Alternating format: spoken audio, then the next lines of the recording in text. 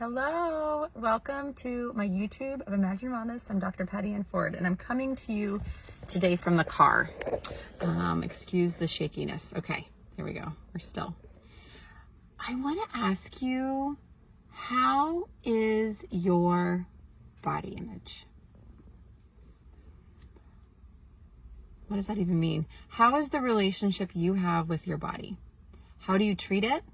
What do you say to it? Think of it like a friend. Do you spend time with your body? Do you hate your body? Do you love your body? Do you just tolerate your body because it's just something that comes along with you everywhere you go? What is your body image like? And I'm asking this because in the world right now, or in my world, in the United States, the movie Barbie has come out, and I believe it is everywhere right now. And there's conversations around girls and women and their body image, what their body could be like, should be like, what they want it to be like. And there's lots of conversations around this image, yet the movie definitely portrays that women can do anything. And so I want to ask you, what is your first memory of your body and how it showed up in the world? What was that like? I can remember my body story. The first time I kind of realized I had a body, I danced almost my whole life, both in competitive spaces, in like a studio growing up from kindergarten all the way to 18. I danced in college for all my 4 years. I went to a Division I collegiate school, and it was a huge part of my life. And I do remember conversations around what you eat and how your body shows up. I remember when I was little having instructors say, don't sit down, you get fat thighs. Those conversations never came into my psyche or my heart or my gut where I paid attention to how my weight was. I paid attention to how my body showed up until I was about 18 or 19. And my circle, the dance team and the cheer team, we were then exposed to what we ate and how our body showed up. And I remember getting praised for weight loss. I literally remember stepping on a scale and people cheering for me when I lost weight. I still didn't really understand what was happening. It didn't hit my heart. It didn't hurt my gut.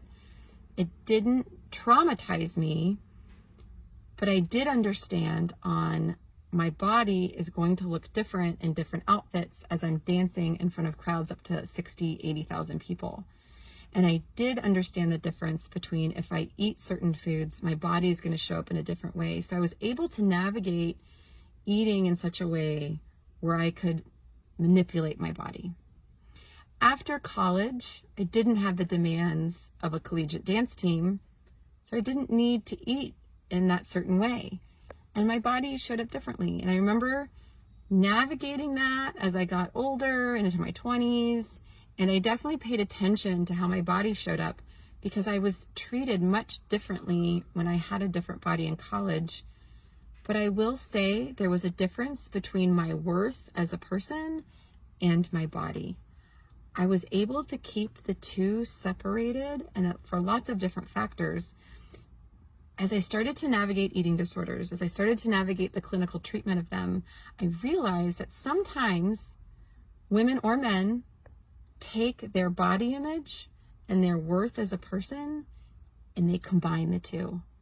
And what happens is now we have a definition of, oh, I'm not a good person because of how my body shows up. Either I'm not going to be loved because I'm fat, I'm not going to be accepted because I'm thin, or whatever story we're telling ourselves, we now are afraid to show up in a certain way because of how our body is showing up or how we're going to be perceived.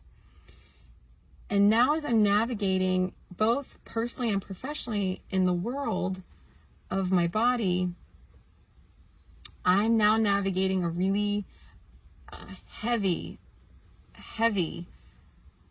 experience of grief. I lost my father 6 months ago and I lost my appetite. So my body has changed quite a bit and people are noticing, and the conversations about my body have started again.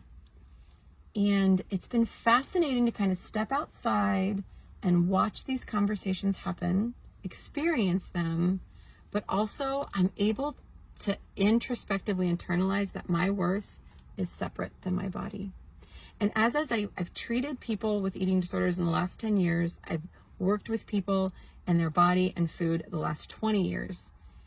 And there's definitely a difference between keeping your body image separate from your worth. So I'm here to ask you, is your worth, is it the same as how you view your body? And that's a hard question.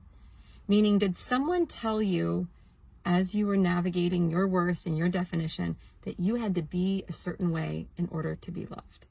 You had to be thin, you had to be pretty, you had to be curvy, you had to have a big thighs, you had to have skinny thighs, your arms had to be a certain way, you had to have a six-pack, your stomach couldn't stick out. And if it did, change your body in order to receive love. And that could look like you're going to be more successful if you're thinner, or you will not be successful because you're pretty. And all these conversations around body image are very real. They can be very subtle. They can be nonverbal. They can be verbal. They can come from abuse. They can come from neglect. And I'm here to offer that you can have worth outside of your body. It is such a delicate terrain to navigate. It is so sensitive. It is so delicate. So tread very lightly. And my practice really untangles the conversations that you have inside yourself about your body, about your food, and that can impact how you love yourself, therefore how you're going to show up in your relationships and how you're going to show up in your business. And if you hate yourself so much where you're having unkind conversations about your body, you're not going to be able to show up and love the people in your life. You're not going to be able to experience joy or connection. And it's going to impact how you show up in the world. If you like this, follow, like, and subscribe. And if you want to have a conversation, please connect with me. Have a good day. Okay.